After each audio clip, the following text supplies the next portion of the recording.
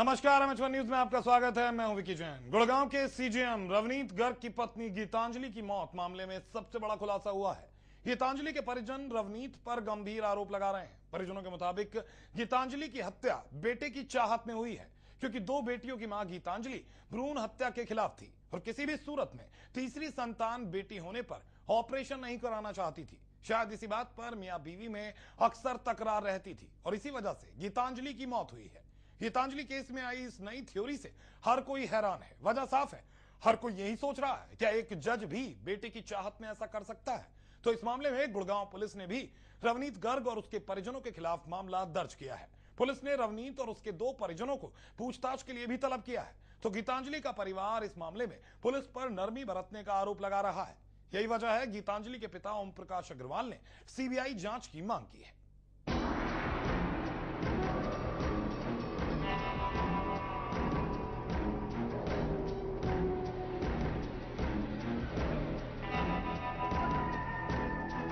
गुड़गांव के सीजीएम रवनीत गर्ग की पत्नी गीतांजलि की मौत सबसे बड़ी मिस्ट्री बन गई है। इस मामले में हर दिन नए राज खुल रहे हैं और हाई प्रोफाइल मामला सबसे बड़ी चर्चा बन गया है। गुड़गांव पुलिस ने भी रवनीत गर्ग और उसके परिजनों के खिलाफ मामला दर्ज किया है। पुलिस ने रवनीत और उसके 2 परिजनों को पूछताछ के लिए भी तलब किया है।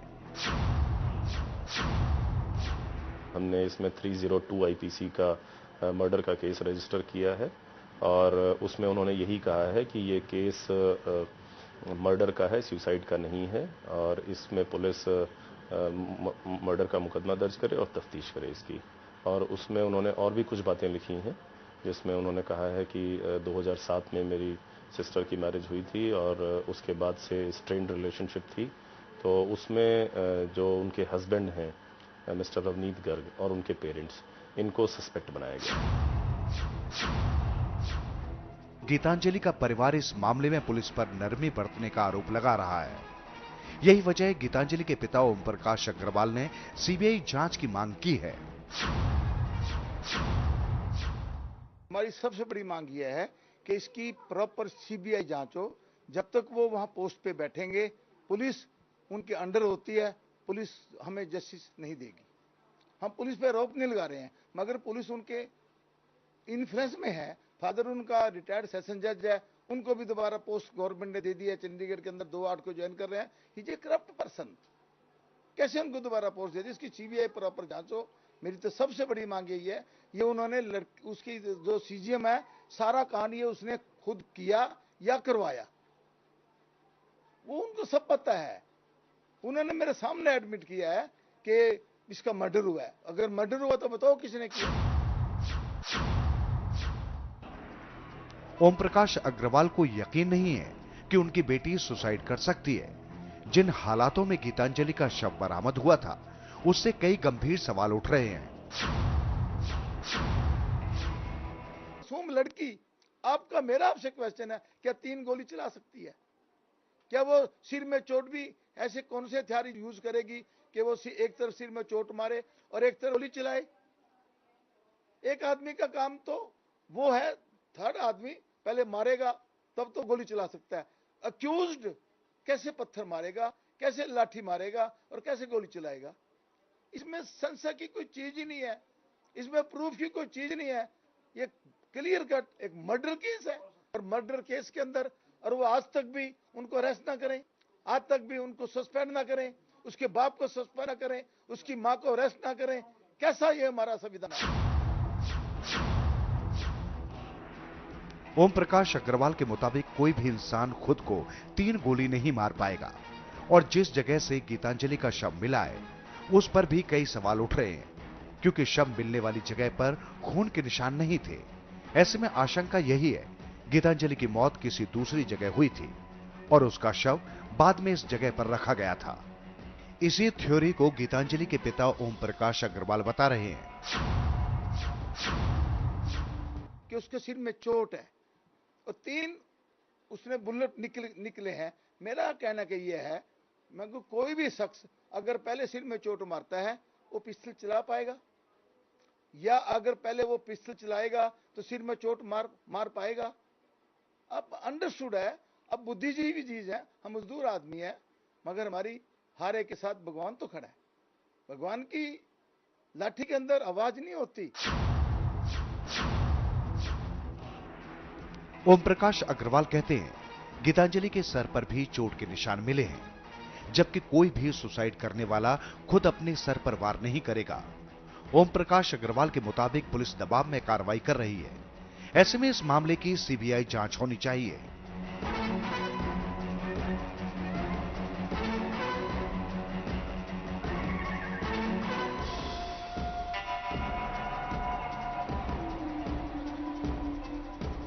चंद्रशेखर धरनी, MH1 न्यूज, पंचकुला। परिजनों के मुताबिक जिस दिन गीतांजलि की मौत हुई थी उस रोज भी गीतांजलि की फोन पर परिजनों से बात हुई थी और उसकी बातों से कुछ ऐसा नहीं लगा था जिससे सुसाइड की थ्योरी बनाई जा सके। तो गीतांजलि के परिजनों ने कई ऐसे राज भी बताए जिन्हें सुनकर आप हैरान रह जाएंगे।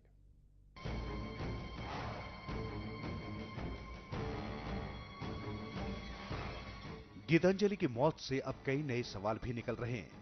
गीतांजलि की मां शीलावती और भाभी सरिता ने चौंकाने वाला खुलासा किया है। गीतांजलि के परिजनों के मुताबिक उसकी 2 बेटियां हैं और गीतांजलि के ससुराल वाले बेटे की चाहत रखते थे। हमारी 2 बजे गीतांजलि से बात हुई है। मेरे हस्बैंड ने फ़ोन मिलाया है। पहले उन्होंने बात की, फिर मैं बात की। हम उसकी कोई पुरानी बचपन की क्लिपिंग देख रहे थे, तो मैं उसको व्हाट्सएप करना चाह रही थी। तो मैंने कहा, गीतांजलि ये व्हाट्सएप करनी है, तुम्हारे पास फ़ोन है, मैं उसको व्हाट्सएप कर देती हूँ। उन्होंने कहा, व्हाट्सएप मेरे फ़ोन पे नहीं है, हस्बैंड के फ़ोन पे है। मैंने कहा, अगर उस पर कर दिया तो तुम बहुत मेरे को बोलोगे कि ये क्या भेज दिया। वो कुछ कॉमेडी सी थी, तो ऐसे हंसी मजाक में मेरी बात हुई। मैं बड़े आराम से उनसे बात हुई 2 बजे। उसके बाद मेरी उससे कोई बात नहीं। उनके बाद 6:52 पे उनके हस्बैंड का फ़ोन आया है मेरे पास, रवनीत जी का, कि भाभी गीतांजलि से आपकी बात हुई है कोई? मैंने कहा हुई है, मेरी 2 बजे बात हुई है। आपकी ठीक बात हुई है? मैंने कहा बिल्कुल ठीक बात हुई है। वो परेशान थी, डिप्रेशन में थी। मैंने कहा नहीं, मेरे से बिल्कुल ठीक बात की है उन्होंने। उसके बाद उन्होंने फ़ोन रख दिया। हम परेशान हो गए। उसके बाद उन्होंने एक ग्राउंड बनाया शुरू से। फिर उनके ससुर का नीचे फ़ोन आया मम्मी के पास कि मम्मी से बात करा दो। मम्मी से बात कराई तो मम्मी को उन्होंने यही बोला कि परेशान थी। उन्होंने ग्राउंड बना के 10-15 मिनट बाद उनका फ़ोन आ रहा है। ये नहीं कहा कि गीतांजलि को गोली लगी है, उन्होंने ये बोला कि गीतांजलि ने गोली मार ली अपने आप को। मेरे हस्बैंड ऊपर से चिल्लाए कि फटाफट गुड़गांव चलो। मैंने कहा क्या हो गया, पता तो चले। तो उन्होंने बोला कि उनका फ़ोन आया है कि गीतांजलि ने अपने आप को गोली मार ली। उन्होंने शुरू से इस केस को सुसाइड की तरफ धकेला है कि सुसाइड किया। परिजनों के मुताबिक जिस दिन गीतांजलि की मौत हुई थी उस रोज भी गीतांजलि की फोन पर परिजनों से बात हुई थी और उसकी बातों से कुछ ऐसा नहीं लगा था जिससे सुसाइड की थ्योरी बनाई जा सके। नहीं, उनको ये महसूस हो रहा था भी हाय 2 लड़की होगी। ये तो उनको महसूस हो रहा था बहुत ज़्यादा, इसके 2 लड़की होगी। लड़के की दवाइयाँ दवाते थे पहले बच्चे में ही, और उसको लड़कियों को कोई वो नहीं था। अगर सोच रहे थे वो भी कोई लड़का हो जाए, तो वो कह रही थी अगर मैं अबॉर्शन नहीं करवाऊंगी, अगर जो मेरे दोबारा लड़की होगी, मैं ये काम नहीं करूंगी, मैं इस हक में नहीं हूँ।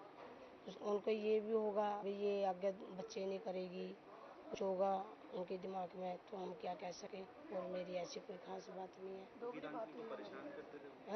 परेशान करते थे इस बात को लेकर?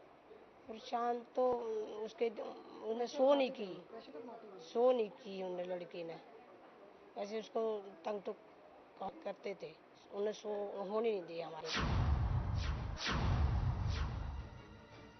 गीतांजलि के परिजन कई संगीन आरोप लगा रहे हैं। परिजनों के मुताबिक गीतांजलि की बेटियों से भी उन्हें मिलने से रोका गया है। इसके पीछे क्या मंशा थी अभी तक साफ नहीं है। इसके अलावा परिजन कह रहे हैं गीतांजलि की मौत से पहले घर के सभी नौकरों को छुट्टी पर भेजा गया था और पूरी प्लानिंग के साथ इस वारदात को अंजाम दिया गया है। 1.5 महीने से कोई था ही नहीं उनके घर में नौकर। चाहे हम लोग बैठे हुए हैं वहां बाहर, हमें जहां बिठाया वहां बैठ गए, जहां उठाया वहां उठ गए। हमें देखा तक भी नहीं, अपनी लड़की को, अपनी बच्ची को देखा तक भी नहीं, देखने तक नहीं दिया हमें। हमने उसको देखा ही नहीं।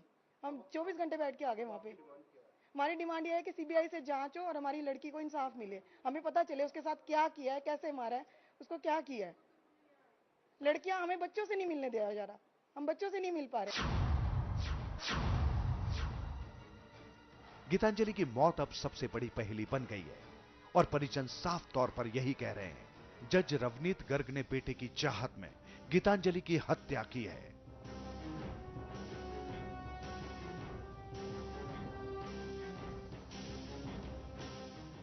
चंद्रशेखर धरनी, MH1 न्यूज, पंचकुला।